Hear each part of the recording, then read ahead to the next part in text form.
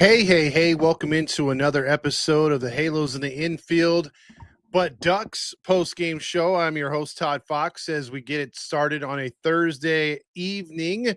Hope all is well, as it wasn't well for the Ducks tonight, and Husan, whatever.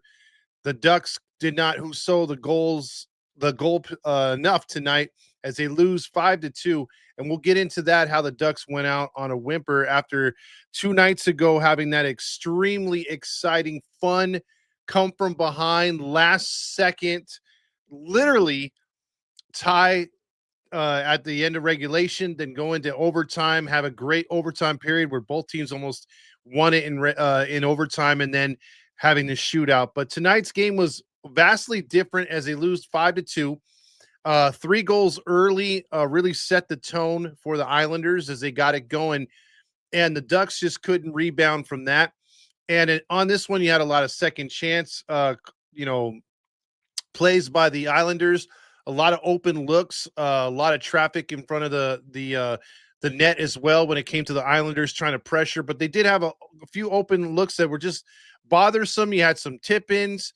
The first period really did not go as well as they expected it, and obviously being down 3-0, you would expect the team to roll over and die and just be like, okay, we didn't get them tonight. Let's get at them the next night and kind of just play through, try to keep it close, try to pressure, and that wasn't the case. The Ducks put up a pretty good fight the rest of the way, actually clawing back into the game 3-2 after a shorthanded goal in the third period. And you had about 17 minutes to get that equalizer, and it just never happened. The Islanders were able to get a pretty goal late in the game to push the game away from the Ducks in all actuality for a comeback. And then they would add on yet another goal just to rub insult to injury right there and put the game away. But it was one of those things where it's like, okay, you're not going to win every game going forward. And we get that as fans. But when the Ducks play this good and for this long into the season, you're going to get a little greedy. And I've gotten a little greedy with this whole team because I feel that they could be even better than what they are, but they're going to maturate. They're going to get better as they go along. But for me, I'm loving the fact that the Ducks are being able to pressure and they're able to put the puck on net, and they're going to continue to get better. Trust me, they really will. And it's just for like I said, as a fan, I want this team to be very greedy and take advantage of any opportunities that they can get moving forward. And I think they've got the right kind of stuff to hang. Like, obviously, this many games into the season, you're now looking at what is it? They're now 31 games into the season. 10 more games will be at the halfway point, and you're sitting there at 19-11 and 1, and they look really good. This team can pretty much go square up with any team in the league right now, and I'm predicting that they're gonna set themselves up in that top 4 tier if they keep playing like this the rest of the season. And you'll see a team like the Ducks hosting a post-game first round, and it should be fun. But with that being said, again, you can't win them all. But tonight's game is exactly what you're going to see from time to time. But the thing is, the way that the Ducks have been playing, they've been playing 4 out of 5 really good games.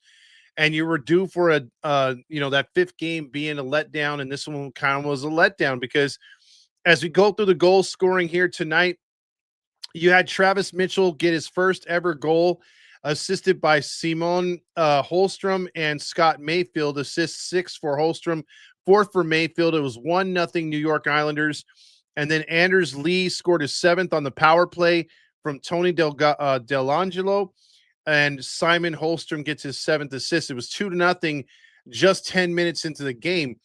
And that's the thing with the Ducks here, because, again, they've been avoiding the bad penalties. They have not really been getting their due of their own penalties. I think before this game, I think they've had more they've been on the defense and the power play more than they have been on the offense, because they've had more penalties called against them, not at the rate of the previous 2 seasons, but at a nice clip this year where they haven't been getting the benefit of the calls yet. And I think as the team continues to win, they'll start getting the refs calling things in their favor. That's just how it is. That's the human aspect of hockey. And you have to win, you have to earn that respect, even of the refs. I know it's not right. I know it shouldn't be, but that's how it is. Anders Lee would add a third goal as the time was expiring in the first period to make it 3-0. Yet again, another power play goal by the Islanders. It was Anders Lee, eighth of the night, or eighth of the season, I should say. Second of the first period. Assist from D'Angelo again. D'Angelo, his 12th, and then Matthew Barzy gets his 15th of the season, and it's 3-0.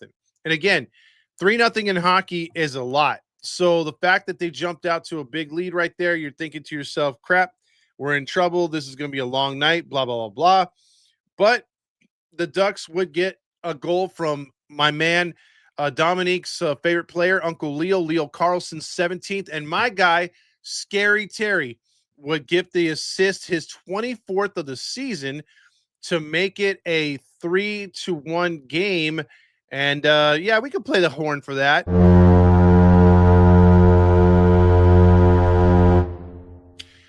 And then Troy Terry, in just 2 minutes in on a into the second or third period, I should say, and about 30 seconds into the power play, Troy Terry would get a nice pass after a steal by Ryan Folling, and the another assist from Lacombe, who made the steal. Lacombe, they would Ryan found Terry streaking on the right side, coming right at the goalie, and he scored the goal off of Rittich to make it 3-2. And at that point, I'm like, I was at the dinner table, and when Scary Terry scored, I'm like, yeah. So I get down, hunkered down, have my snacks ready, having a drink, and I'm thinking, we're gonna tie this baby up, dude. It feels like a game that we're gonna go to overtime, and either we're gonna get a pity point in a loss in a shootout, or we're gonna win this mother effer.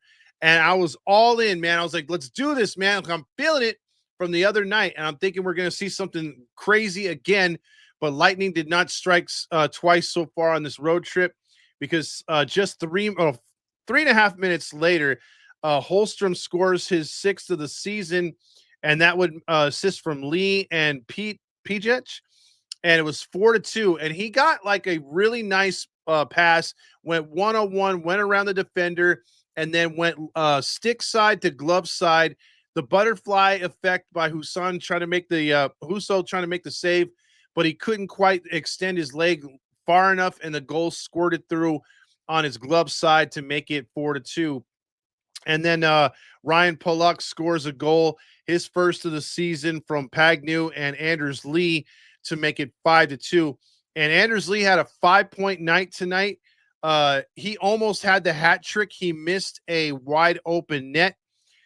So that's the kind of night it went. So, at least for a good portion of this game, the Ducks had every opportunity to win it, and they had an opportunity to take the game, or at least send it to overtime, or at least tie. They had their opportunities tonight, but they fall just short to the Islanders tonight. I mean, it looks like a blowout, but it really wasn't. Shots in favor of the Islanders, 37-33. The hits were at 20-15. Penalty minutes, again, that's what killed the Ducks, and the Islanders went 2 for 4 on the power play, and that was the difference in the game tonight. You also, again, only 2 minutes. There's got to be more penalties than that. Unfortunately, Ducks did not get any to go in their favor. Went 0 for 1 in the power play, and with that loss tonight, and Vegas winning earlier, they have now tied the Ducks for first place in the Pacific Division. Also, another thing that, again, if you're going to look for the Ducks to improve at the trade deadline, maybe a goaltender to Husson's not bad, but obviously you have Dostal and you have Mrazek. So, but there's injury, things with both those guys. I'm looking for a guy who's going to win a faceoff, who's really, really good on the faceoff. They're going to have to pick up a guy that's going to be interchangeable for when they do need a good possession to stay in their zone. He can be the guy to get that nice, what do you call it? The poke check, and he win the face off and keep the possession with the Ducks, because they've been getting beat on a regular basis on faceoffs, and that's something that the Ducks desperately need. Demetro chiming in with Ducks cleanup against the Rangers. I predict a 6-1 thumping. You know, they got. I'm hoping, or the Devils, he said. I'm hoping that they're able to do that because it would be nice to keep the W's coming. If you're going to be that upper echelon team, you're going to be that top 4 team in the Pacific division and also in just the West in general. You gotta do your thing, man. You got to get out there and you got to play at a high level, and you can't let a loss like this affect you and get into a losing streak. You got to fire back and win 2 out of 3, 3 out of 4, stuff like that. And the Ducks have done that. Other than that 3 games set earlier in the year where they kind of went scoreless, took some losses there. They've been pretty good. They rebounded pretty good. So I'm hoping that they can continue to do that right there. Dimitri also says, and we really need to improve our third line after the top 2 lines were dry as hell tonight. And that's where you get a nice little fallback. If you got that good third line scoring, you got a good checking line, that helps with a team moving forward. That helps on nights where the main guys aren't getting the job done for whatever reason. So that leaves us now with checking out the 3 stars of the game. And let's get into that. It won't be Dominic's 3 stars. It'll be my Todd Fox 3 stars of the game.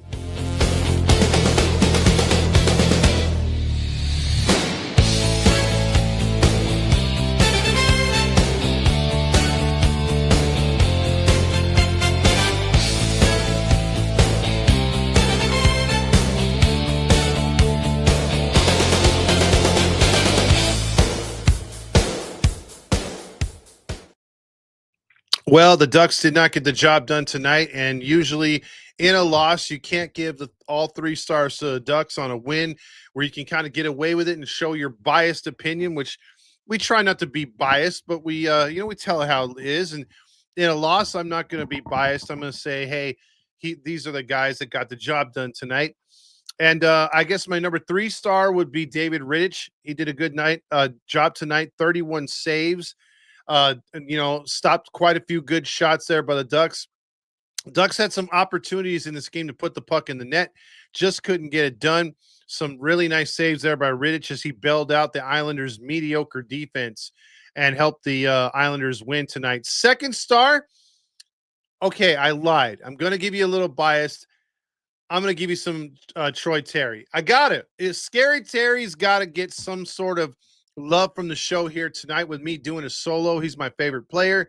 Troy Terry had a shorthanded goal, which got the Ducks back into the game, and they were right there. He also added an assist with Leo Carlson's goal. It just seems like look, it might be a little sacrilegious to some of you hardcore Ducks fans, but it's not on the level of Solani Korea. Because I remember looking at the box score all the time or watching a game, and it was like Solani to Korea, Korea to Solani, and Ruchin in the middle. Those guys would share points all the time, right? And it seemed like one would score unless they had a breakaway. One could not score without the other one giving an assist, or Ruchin, pumping in an assist as well. So those days are gone, obviously. But it seems like the new days, not on the scoring level that the dynamic duo did, but a seemingly good dynamic duo in its own right is Leo Carlson and Troy Terry. It's like they go hand in hand, man. These guys go back and forth of giving each other assists, scoring goals. It's really good to see, and we're seeing a lot of that. But Troy Terry gets your 2nd star. And by far the 1st star of the game is Anders Lee. He came 1 shot away from getting a hat trick in his 5th point of the game. He had 2 goals and 2 assists. So you got to give him the star of the game as he played his ass off here tonight. And the Ducks get the win, Ducks get the win. Ducks get the loss, but he helped his Islanders with 2 goals and 2 assists to get that win tonight. Now, let's see. Let's go over to I want to say I gotta pick a hoser. I gotta pick a hoser, and I'm kind of like trying to think of who is the hoser of the night.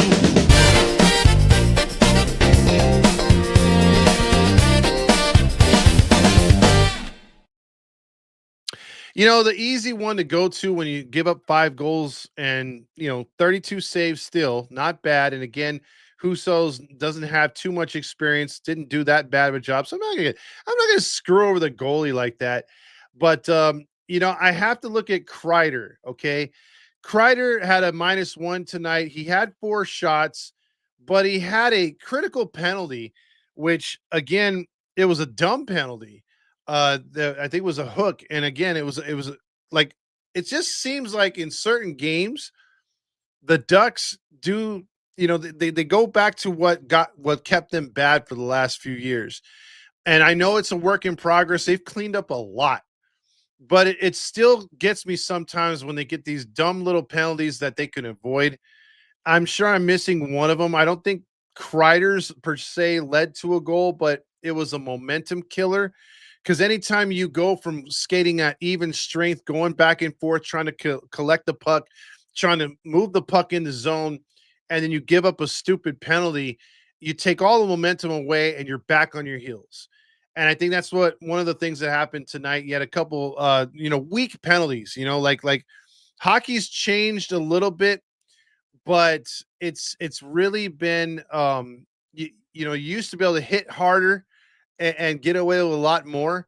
We just talked about this the other night. Eric Lindros would never have gotten those concussions and taken those kind of just out of this world hits from the Quebec Nordiques, or not the Quebec Nordiques. When he was on the Avalanche, I think he took them from the Detroit. What is it? I was going to call them Pistons, Red Wings, but and also I think when he was with Philly too, he took some hits. Man, that dude endured some hits.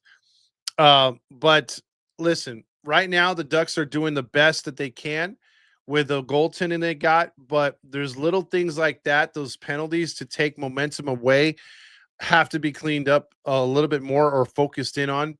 And I'm sure Coach Q will get him going. But again, there was things, you know, there was things to be impressed by tonight, and that was the stick handling. I thought that they kept the puck in their zone a lot by making smart passes, by having guys knowing where they're at. And again, these guys had a lot of off-season practice to where they know where each other is going to be on the ice at all times, it seems.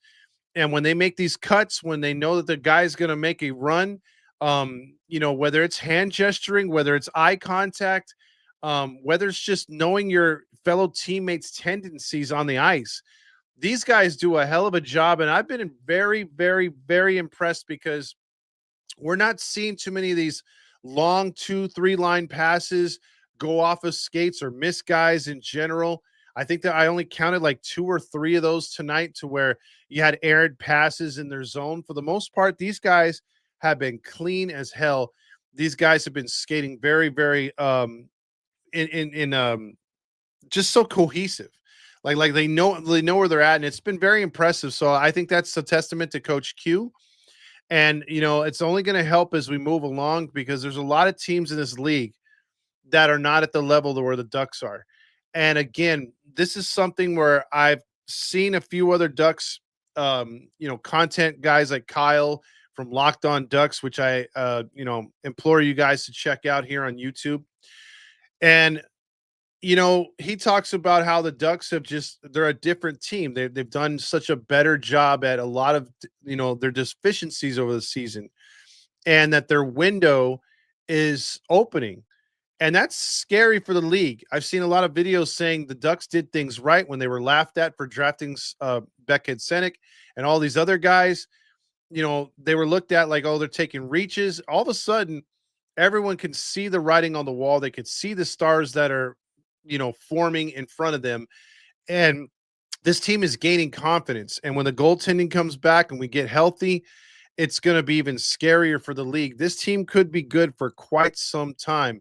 And we're just seeing the beginning of the maturation. And that's the most exciting part as an Anaheim fan. So I say that in all wellness, mentioning it because you got to take the good with the bad, and you got to remind yourself how good this team is, which, they're going to have a night like this or two where you take a bad loss, you take one on the chin, but you fought back.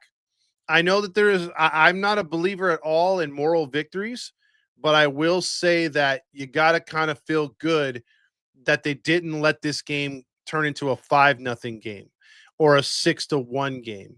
You know, they were right there, one shot away at 3-2, and they just things did not work out. And that's the way the puck goes sometimes. So again, take the good with the bad. And let's shake it off like Taylor Swift says. And let's take a shot at our upcoming next game, which is in New Jersey on Saturday, a 9:30 in the morning game time start. Devils, that's an early one. It'll be on NHL.net. So you got the Ducks and Devils there. And then let's see, I'll check out the full schedule, give you the remaining games on the road trip, and then we'll bid farewell for the night. So they go to New York after that to take on the Rangers on Monday, and then they come. Then we'll be at the watch party the next night. If you guys don't know, it's going to be at Noble L Works. We're going to be back over there to watch the Columbus Blue Jackets hosting our Ducks on the final game of the 5-game road trip. That is a 4:00 start next Tuesday, and hopefully the Ducks can get that win, and we can have a good, good night, and then we'll have another watch party January 16th against the Kings. So you got a couple of those coming up. So if you're a Ducks fan, you want to come out, celebrate, hang out with us, watch the Ducks, and have some discounted beers by using our code HITI. And in the promotion, just tell them Halos in the infield, and they'll give you 10% off a drink right there. And I think they have 2-for-1 specials too during the game. So if you're there for the watch party, the beers are even cheaper. And then you have obviously you'll have some wings, or you'll have some food there on hand on next Tuesday. So it's gonna be fun for everybody. I'm hoping to see you there next Tuesday for the Ducks and Columbus Blue Jackets. Should be fun. That's for damn sure. I think that's all I got for tonight. And then we'll talk more, like I said, on Saturday morning or Saturday afternoon. Or I'm sorry, I'm skipping ahead. Uh, yeah, Saturday, no, Thursday. Wait, I'm all mixed up here. They lost tonight. It was Thursday. Yeah, Saturday. This week has been killer at work, so that's why I don't even know what day it is. So Saturday against New Jersey, 12:30 or so, 1:00. It'll probably be me and Dom. We'll be on here doing the post game show, interacting with you. Hopefully after another Ducks victory, and then like I said, we'll catch you Monday, and then the second night of a back to back, we'll do the Columbus Blue Jackets live watch party from Noble Ale Works. We'll probably be broadcasting on here if you can't make it, but we implore you to make it because we're going to have food, prizes, giveaways, and things to buy as merch, as we have several Ducks pages that will be on hand, and we're going to have a couple guest stars there too. So hopefully everybody can come out and support. Demetrio says Vitrino and Grunland had been complete ass. Killorn and Strom too. Of late, they have not been getting in the point scoring. Jesus says yes, definitely need to move away from those players. Might need to add some more D-men as part of a trade package. And I appreciate you guys here tonight, Jesus and Demetrio and everyone else watching. As we got 37 people live right now.